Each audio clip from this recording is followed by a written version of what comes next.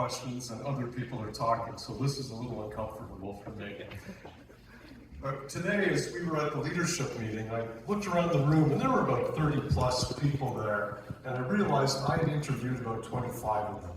At one point or another, traveling across the country, visiting responses, and talking to them about their work, why they volunteered, what volunteering meant to them. And so that was a special moment to realize that.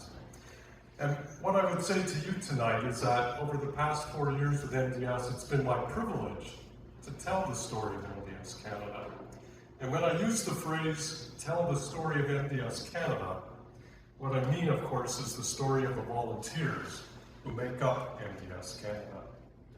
During my visits to places like Williams Lake, Grand Forks, Princeton, Monty Lake, Fraser Valley, Renfrew, and Cape Breton, I was able to interview many of these volunteers, asking them why they volunteered and what volunteering with MDS meant to them.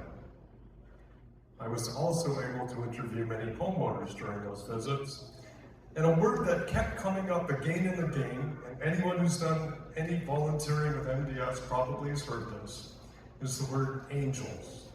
As in, the volunteers are like angels.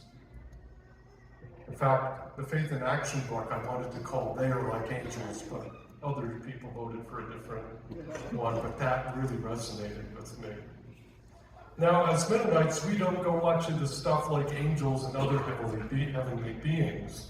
We're far too down to earth and far too practical for that. But for the homeowners, that's exactly how many of them felt. For them, the volunteers were like angels, people sent by God. And you know what? I agree with them. Watching the volunteers in action and watching them interact with homeowners, I felt like I was in the presence of something angelic, something otherworldly.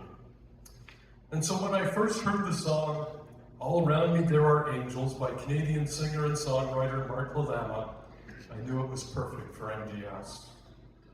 Now Mark wrote this song about doctors and nurses and first responders who sacrificed and served during the pandemic. But the lyrics also apply to the service provided by the hundreds of people who have served over the years with MDS.